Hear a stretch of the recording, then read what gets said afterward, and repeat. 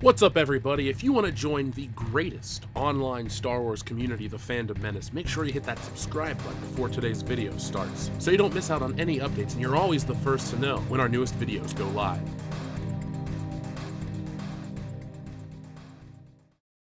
The following is a world-class Bullshitters exclusive. Last time we met, we discussed the fact that Disney films had seen a huge drop at the box office. Since that video dropped, the weekend results for Dumbo came back, and, Ugh.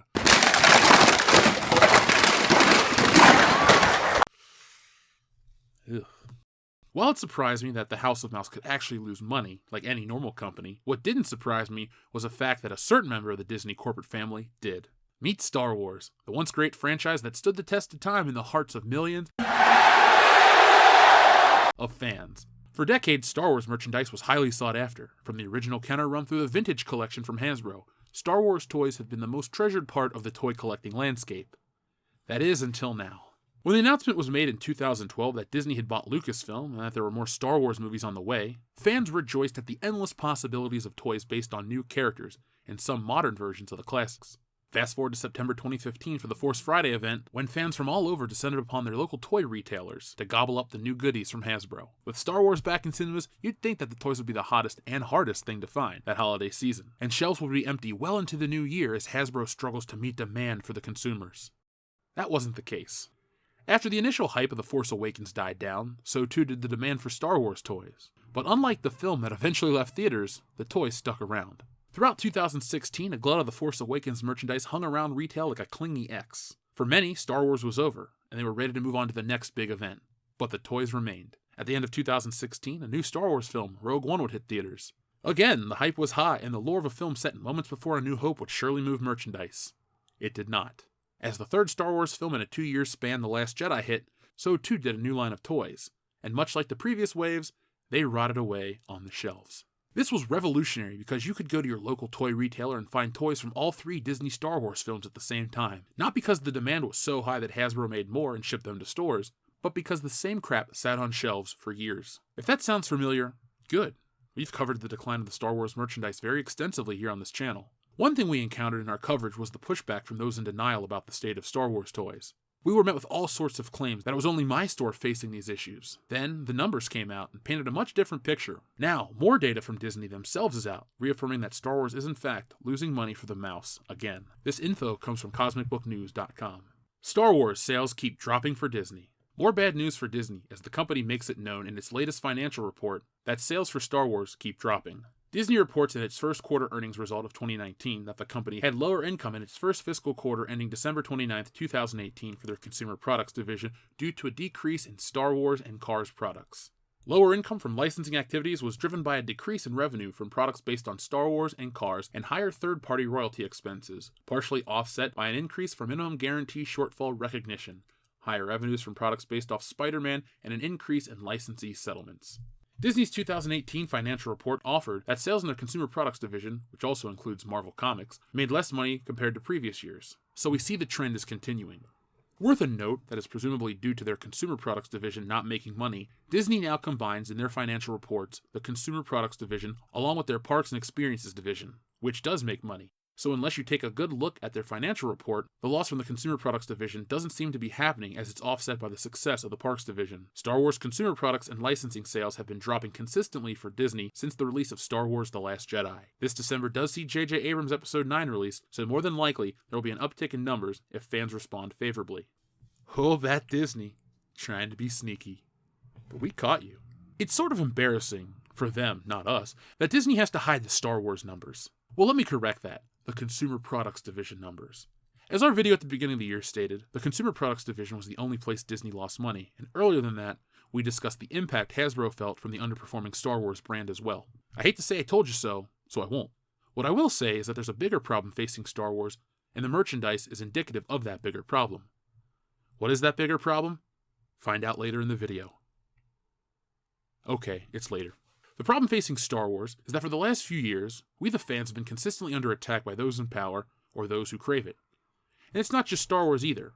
Obviously, comic books, Star Trek Discovery, and Doctor Who are just the biggest examples, but every aspect of our entertainment landscape is under attack in this culture war, and to be frank about it, it sucks. Ask yourself, Is it becoming more of a chore to consume the entertainment you love? For me it is. I know the level-headed ones will say it's you, not the entertainment. But take a look around the internet and you'll realize that isn't the case.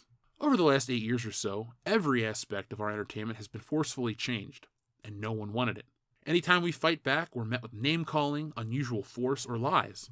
It's why people fought so hard to hold Rotten Tomatoes accountable during the Captain Marvel launch. These things happen so overtly, and it's unforgivable. That's why I covered the Disney-Fox merger. Disney is responsible for the Marvel books turning to trash, the MCU concerning itself with buzzword politics over a good story, and Star Wars being what it is and where it is. TLDR version, Star Wars sucks because the people running it are more focused with being politically correct than telling a good story, and they will take you down if you disagree. The messed up part is those two things don't have to be diametrically opposed, but their lack of creativity or desire to be creative because their parent company owns everything, and they sell the brand, not the story, makes that the case.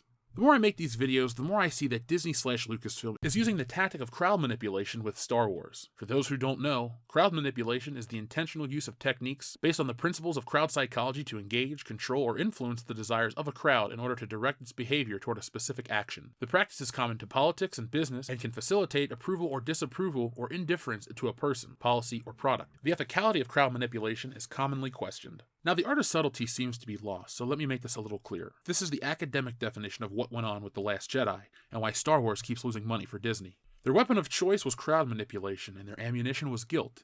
They tried to guilt and bully you into submission by questioning your ability to understand the film, implied you were intimidated by women, implied you were racist, flat out blamed you for Kelly Marie Tran's harassment, and finally, called you names. If you pay attention to that last sentence, the ethicality of crowd manipulation was called into question, and I'd argue Disney/Lucasfilm flushed their ethics down the toilet right along with creativity. So is it any wonder why Star Wars merchandise keeps losing money? It shouldn't be at this point. Hasbro, the company who pays through the nose for the Star Wars license, has a plan to stop the bleeding, momentarily. Since we last discussed the ever-declining Star Wars brand, Hasbro has announced what's next for Star Wars, and lo and behold, it's 80% original trilogy stuff. Who buys original trilogy-era stuff? The group that this woman wants out of Star Wars. Outside of one snarky website trying to sell you a case of Vice Admiral Gender Studies the action figure, Hasbro seems to be quickly moving away from the mandated sequel trilogy era of Star Wars products. There's a reason why companies are willing to dump Rose Tico figures that originally sold for $20 a piece into a box and sell a dozen for $20. That's the value of new Star Wars, almost non-existent. Star Wars is in the toilet. Now let's flush and move on with our lives. Speaking of moving on, it seems like a lot of you have, because last week a Star Wars Episode 9 poster leaked, and no one cared.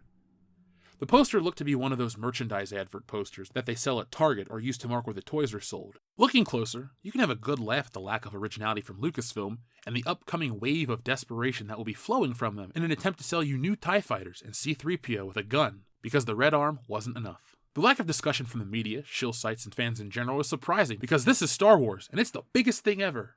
Wait, this is Disney Star Wars, and it's a joke. Other rumors about the title of the film being called Skywalkers fell on deaf ears. And the only news worth a damn is that Star Wars took a nosedive again. I'll always say this. I take great pleasure knowing that the people Disney and Lucasfilm pushed out of Star Wars are the ones desperately needed to keep Star Wars viable outside of an episode. Disney and Lucasfilm disgraced our Han Solo, then our Luke Skywalker, and then Han Solo again for good measure, because turning him into a deadbeat dad and killing him wasn't enough the first time. They had to go back and tell us how he got his name.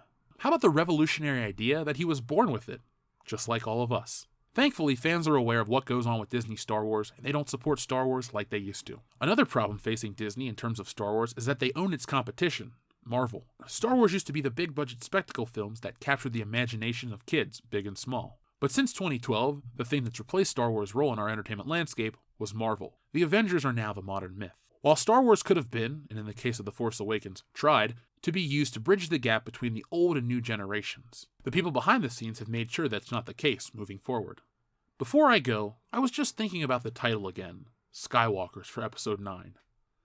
I'm not sold. 1, because it's probably fake, and 2, where are the Skywalkers? I know you'll say Leia, but she's not the focus. Rey is. According to Kylo Ren, the lamest Skywalker, her parents were nobodies. Now what if Rey is a nobody from a certain point of view, but actually a Skywalker? Why not? What else can they strip from Return of the Jedi? Forests? Speeder bikes?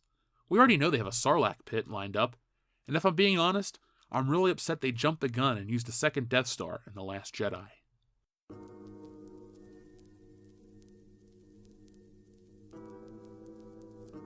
So what do you guys think? Were you surprised at the news that Star Wars has taken yet another loss? I wasn't, but then again, I follow this closely all the time. What I do want to bring to your attention, though, is that today, as of this recording, the Avengers Endgame tickets went on sale, and movie ticket sites across the world essentially shut down because so many people wanted to get Avengers tickets for opening night. And I don't remember that happening for Captain Marvel, and I really don't remember that happening for Star Wars The Last Jedi. People really blew their load with The Force Awakens, and when it was over, well, for many it was over, and for some, the bad word of mouth really deterred a lot of people from The Last Jedi. But it all comes back to when I said the Avengers are the modern myth. That is what people go to today. That is what people come out in droves to support. Luckily, Disney owns both Star Wars and Marvel, but there's no reason for them to elevate Star Wars when the other brand they own makes so much money. And it only hurts us, the fans of Star Wars, who have been dedicated for decades. Now, admittedly, I didn't read many of the EU books, but I'm just as angry as everyone else that the EU was cancelled, because it kept Star Wars alive for decades when Lucas was busy doing other things and not focusing on Star Wars. And even when he was, during the prequel era, there were some good Star Wars novels that came out that weren't related to the prequels.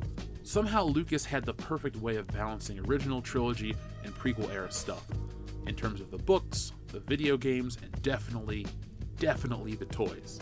The machine that is the mouse just couldn't do it or chose not to do it, and these are the repercussions. I have no sympathy for Disney, but I do have a little bit for Hasbro, because they're in the toy game. They want to make toys, they want to make money, and as we know, as we've covered earlier in the year, the licensing fees for Star Wars are astronomical, and Hasbro has to make up those losses somewhere, so they probably do it with the Marvel stuff. What I want to know is, are you guys surprised with any of this information, any of this news? Like I said earlier, I'm not. People still, to this day, send us pictures of their Star Wars toy sections, and it's almost nothing. Earlier, when Toys R Us was around, you'd have multiple aisles dedicated to the grandeur of Star Wars. But then when the next films came out, it was just a small little section. And that small little section was still flooded with old stuff and new stuff. And while 2019 isn't technically a movie year, 2018 was, with Solo: A Star Wars Story, and the Star Wars section at Walmart was about 2 action figures wide and maybe about 7 feet tall. The last time I went to my store to check out the Star Wars toys just for the hell of it, I couldn't find any. They had basically put 3 rows of Star Wars figures on the top shelf. It was a Rose Tico, an Admiral Hux, and somebody else, and they were full price at $12 a piece. So moving forward, Hasbro, Disney, whoever else may hear this video, might I make a suggestion? If you're going to try to charge a premium price for Star Wars merchandise, well, give us a premium product based on premium characters. I know there's a small vocal minority out there, and I'm using that ironically, that love Rey and Kylo and all that other shit. That's fine, but make sure that Rey and Kylo get their action figures, and the people that still may want, I don't know, another Stormtrooper, another Grand Moff Tarkin, another Han Solo, for as tired as that seems, make sure that everybody gets what they want, and the old stuff is treated with the proper respect. And by proper respect, I mean better articulation, better paint apps. Basically, if you're going to charge us $15 for a 4-inch figure, give us $15 worth of a 4-inch figure. Star Wars is the only brand out there that doesn't make reduced articulation action figures because of a vintage aesthetic. Now, they went back to limited articulation and limited sculpt back in 2013 or so, and Star Wars toys have been hurting ever since. And who fully owned Star Wars in 2013? Disney. So if you liked this video, make sure you give it a thumbs up and share it all over social media. If you're a super fan of this channel and you want to get more of us and more access to us, well, join our Patreon page. $1 a month goes a long way, but $5, which is only 17 cents a day, which is ironically 1/3 the price of one of those crappy limited articulation Star Wars figures. It gets you all kinds of exclusive access to digital content, a bonus podcast every single week after world-class bullshitters, commentaries, topics that you can suggest, a free t-shirt at the top tier, and much more. And as we've said, we're going to be expanding to other platforms, including Subscribestar, so if you don't like Patreon, well, just hold out a minute, we're going to be over there as well. We're also going to be implementing some new tiers on all the platforms, so if you choose one, well, they'll all be the same. But if you want to join all of them, go ahead, nobody's stopping you.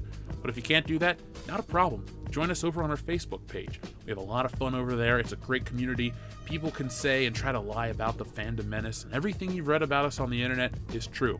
We are a dedicated group of people who love entertainment, but we also respect each other. We got everybody's back. And if you're looking for friends to discuss entertainment with or just have a good time talking about the craziness that is the entertainment landscape, well, join our Facebook page and check out our other videos from the past. We got something for everybody. But that's it for me. I'm going to be gone for a little while, so if you miss me, well, you'll miss me. But I'll be back soon enough, don't worry. I got all kinds of content coming your way as soon as I get back from New York and Star Wars Celebration in Chicago. As always, thank you to everybody who makes this possible. It's been an insane couple of months. I mean, this year alone, our channel's getting close to almost doubling in size. So I'd like to thank each and everybody once again, because you guys made it happen. We make the stuff, you watch the stuff, and you stick around. And as always, thank you very much. So folks, I have one last thing to ask, and it's a big one. But I think if you guys do it, everyone will be better off in the long run. What is that thing? Go out and be excellent to each other.